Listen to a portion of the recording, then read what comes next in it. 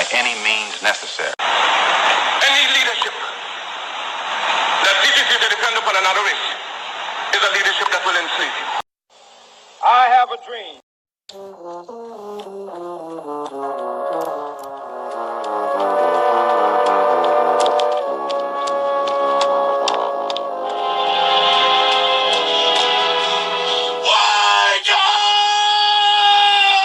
We can never be satisfied as long as the Negro is the victim of the unspeakable horrors of police brutality.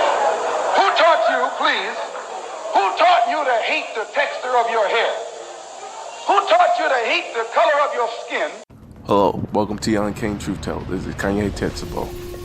Today, I would like to talk about something that's been on my mind a lot lately, and it's actually become a revelation for me. I had to sit down and think about this myself, because what I've noticed is I surround myself by black women, and I've always only surrounded myself by black women.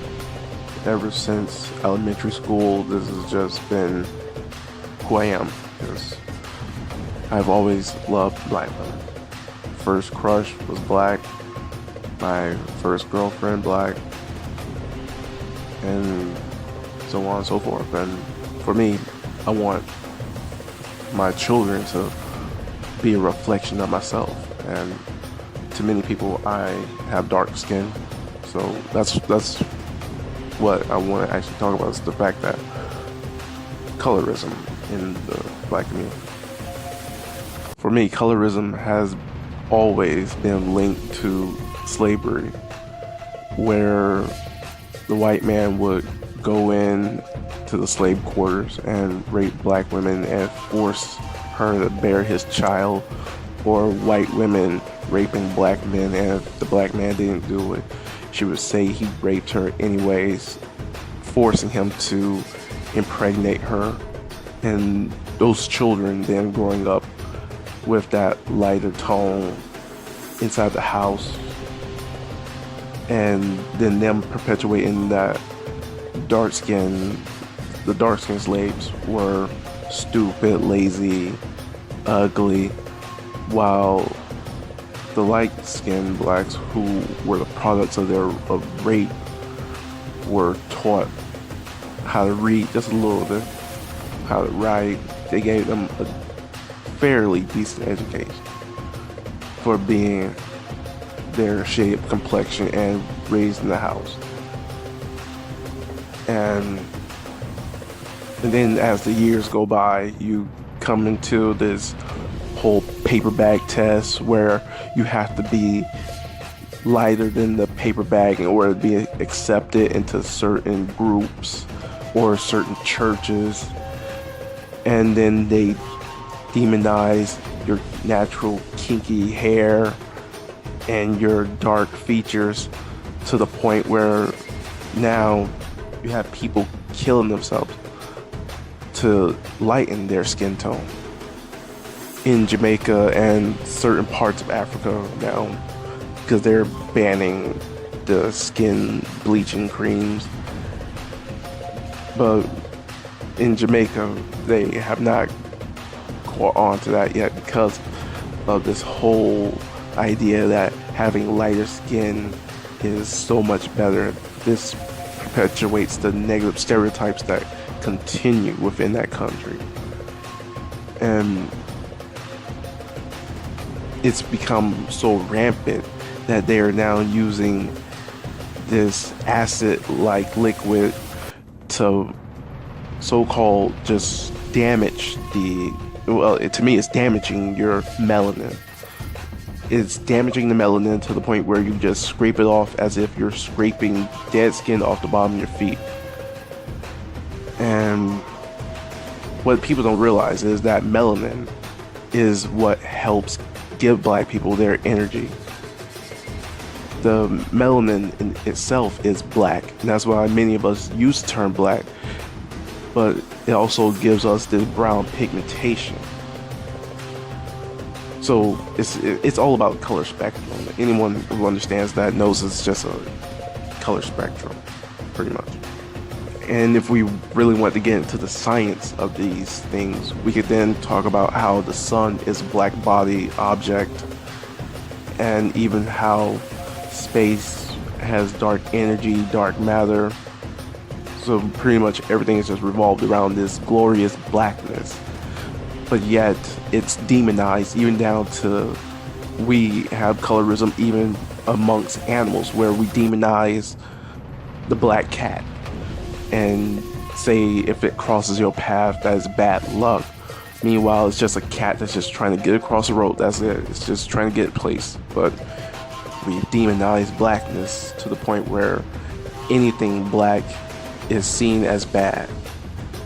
And the closer you are to whiteness, or just in general having lighter skin, the closer you are to so-called being accepted into society. And this issue is where I believe many of the problems come from, because you have black men and women who hate themselves to the point where they don't want children who look like them. Kodak Black is a prime example, where he said he does not want someone who looks exactly like him. He doesn't want another dark skin to be his reflection. And this, in reality, is a sickness of the mind, because of what white society has done to black America. They pretty much have perpetuated this stereotype of whiteness being great, even down to like superhero movies. When you see all these white superheroes, you see them saving the world, and many of them have this black sidekick or this token black person there. And it's even in video games that many people don't realize that in the game Overwatch, white people who created this game, created it so that there are two sides. There's good and evil.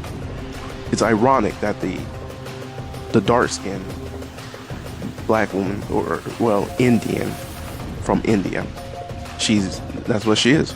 They'll say she's Indian, so she's on the good guy's side. You have another one named Lucio.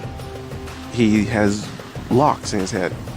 He's not black. He's Brazilian. You have Baptiste. He's Haitian, but they don't say he's black. But then you come down to the demonization of the dark-skinned black man in the game who is African. And all the white people are either heroes or villain. Mainly heroes. And it's just been like that throughout society. And this is where it gets even crazier, because we've been so indoctrinated by this society. Many of us want to be as close to it as possible. So what do? They fetishize mixed children in a very creepy manner, to the point where they predatorily search out anyone that has light skin. And I've seen this because many of my classmates have not chosen a black mate, and those who have are in a very few minority, I would say. And then you have those who just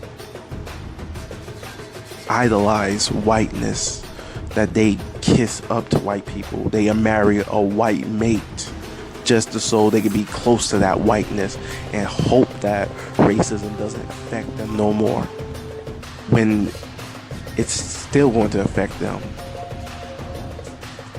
These different forms of colorism and imagery that we've seen doesn't always attack our conscious mind, but attacks our subconscious mind. What we take in is what we hold the most subconsciously through watching these films of white superheroes or playing this game where you see these white heroes as being greatness. You taking on the idea that being white must be okay. So what do many of them do in the blurred community? Many of them perpetuate colorism through getting a Japanese wife or a white mate. It's, I would say, a rare few who actually do have a black mate. Many of them choose these people,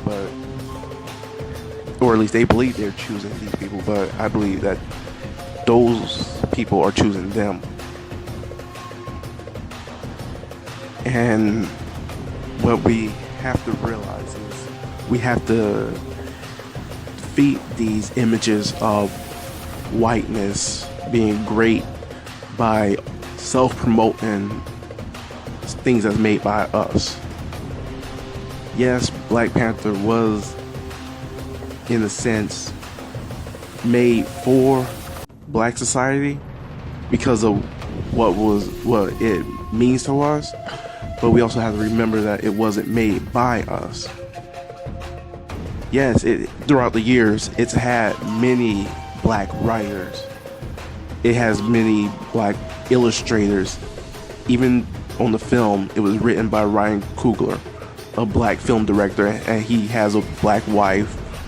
So that's the type of imagery that we should have and see all the time. But at the same time, we should make our own black superheroes from us, by us. And we should support those type of people to erase these negative stereotypes of colorism and racism from our mind. Because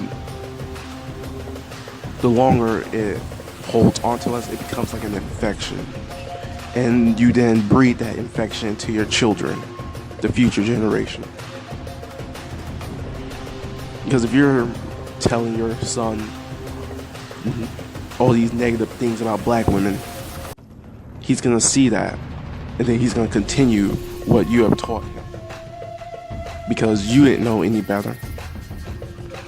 And it's just something that's going to take time and a lot of healing, because these are things that many don't want to talk about. Colorism is, in a way, a tricky subject, because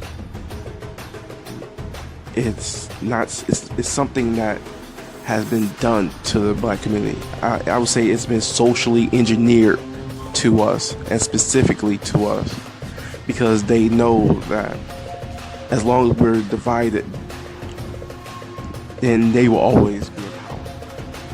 So they come up with this whole narrative of light skin versus dark skin, and then we making memes about light skin versus dark skin, and continuing this cycle of ignorance that in the end it's not going to mean anything, because we're all black. White people are not going to differentiate that you're a light-skinned black guy or a dark-skinned black guy. They see us all as the same and will shoot us all the same. The same goes with black women. We have to stop these negative stereotypes on just both sides. And pretty much we have to heal by loving ourselves. Get rid of the skin bleaching creams and love your darkness. Stop telling your kids that if you go out into the sun and stay out there too long that you'll get dark. There's nothing wrong with being dark, and staying out in the sun too long is not going to make you dark. Staying out in the sun too long may dehydrate you, but our skin is naturally made for that. The sun gives us energy. We are like plants in a sense.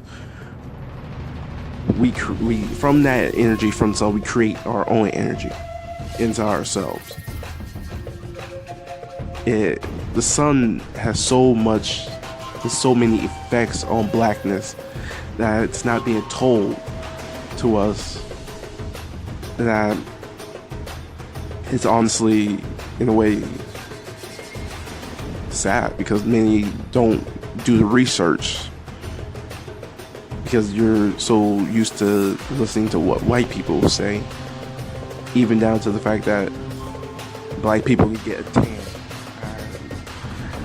I have never seen that in my life. I've stayed out in the sun a long time and never gotten a tan. So this idea of black people getting a tan, I don't know where this came from, but it's not true. And we pretty much just have to start loving ourselves again. Because some of us do see color, and for me, I think it's in a reverse type of sense, because I want dark-skinned children. I want someone to look like me, because I've been referred to as a dark-skinned black man, so I want someone who looks like me always. I want someone who reflects in my imagery onto them, because I love myself and I want them to love themselves, and to take that teaching and healing to others so they would eventually learn to love themselves for who they are. In this society, having dark skin has been demonized to the point where you have mixed children who perpetuate these stereotypes as well. And this is my little personal story. Not many people would know it, but I knew these people. They were mixed, or at least biracial. Their mothers were white, their fathers were black. One of them, his father literally was darker than me. He was from Nigeria. And when I saw his father, I was like, wow, this man is amazing. But then it's like he had children with this white woman, and you see how through those children, they don't reflect who he is. They don't look nothing like him. They are light skinned. And honestly, there's nothing wrong with being light skinned, but I would love seeing someone who looked like him, more like him, because it's like, what happened? Were there not enough black women? And this guy, he in a way believed that he was part Chinese somewhere, somehow, I don't know. And the other guy, he just knew that his dad was black because his mother always chose black men. Him and his brother and sister, they all have different fathers, but they're all black men, from my understanding. Now, the first one, the one I believe he was Chinese, he had a very nasty attitude towards black women that sickened me when they started spewing their negativity and hatred for blackness. That one day I pretty much I blacked out, or at least not blacked out, I whited out, because we gotta stop also using terminologies that are bad, using blackness as a bad term. Black ice, black ball, and we should flip that. So rather than saying black ice, say white ice. Rather than saying black ball, you got white ball. You get what I mean. Stop using blackness and as anything negative. And pretty much he pretty much just was spewing all this hatred, and I whited out. My mind went blank, and I just snapped on him. From there, they didn't understand why I did that, and some of the things that I'm pretty sure that they would not admit to even this day, to the issues, what was wrong, but they would use me as a target practice in a way for their light-skinned jokes, or at least their dark-skinned jokes. And it would be very hurtful. And it was to the point where it just made my skin crawl, my stomach turn, my head hurt. And I don't know, I just had a little too much at that point, because they would always say something about my dark skin, and it didn't seem to be a problem to them. But when I say something about white people, or him not being part Chinese, then it was an issue, because inside that little group were white people. And the story that the other one has was the reason why he would never so-called date black women no more is because one day his ex-girlfriend, a black girl, invited him over to her house. She was so-called cooking something in the kitchen, and he just sat down at the table inside the dining room. And when she came back, she had a knife, and he was so scared of her after that he ended up running out of the house. Now, first off, no black woman was gonna come at you with no knife if it wasn't for a reason. So I believe you had to do something to make her come at you with that knife. And then he would call black women bitter, angry, but yet his fiance at the time, whom he had a child with, was also a biracial woman. I believe her mother or father was black, one or two. I didn't really care. But see the irony in that? He hated black women, but he didn't have an issue with dating someone like him, biracial, someone close to whiteness. And they didn't have an issue spewing all the black negative stereotypes and hatred for black people, but yet they also wanted to claim the blackness and be black themselves. And those dark-skinned jokes just caused me to have a rage towards them in a way that they so-called didn't understand. And when I tried to explain it to them, and it was just going in one ear and out the other, and it was also this topic that we're talking about, where the other guy, the one who has the biracial girlfriend or wife now, me and him, we had a topic. This is what possibly caused us to, or at least for me to cut him off completely finally, is the fact that he doesn't know the difference between racism and colorism. He believes racism and colorism are one and the same, because black people, dark-skinned people, are making fun of him for being light-skinned. He believes that that's racism. And I believe he got this idea of racism and what it is from his white mother, and also the definition that was given to him through society, and the definition that was made by white people. Because we all know what real racism is. It's a power base.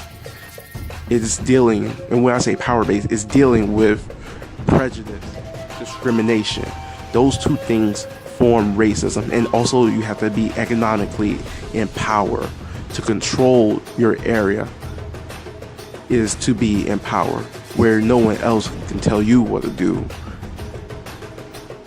As long as they have the power over you to be able to evict you from your house, take away your car, take away your livelihood, be able to fire you from your job, things that would affect you as a black person.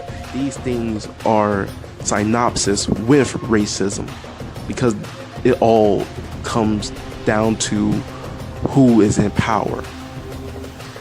And seeing as prejudice and discrimination are the main two forces behind racism, this would not be what he was describing to me as racism. Colorism at the best, yes, because we have been taught to hate ourselves and hate each other based on the color of our skin, and to fight one another for being light skin and dark skin. And that's due to slavery. Because of that, keeping the house slaves and the darks and the field Negroes separated. All that has one history, and it comes from slavery. And that's what eventually just drove the wedge to the point where they was even harassing me. After I said what I said about the situation, they started harassing me on YouTube and making different accounts on PlayStation, just pretty much just harassing me every day. I had to block them on all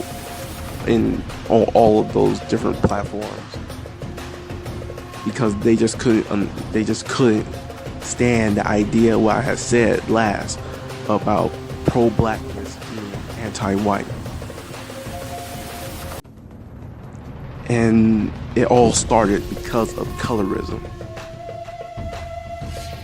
They didn't have an issue when they were just pretty much talking about all these black women and saying how ugly they are.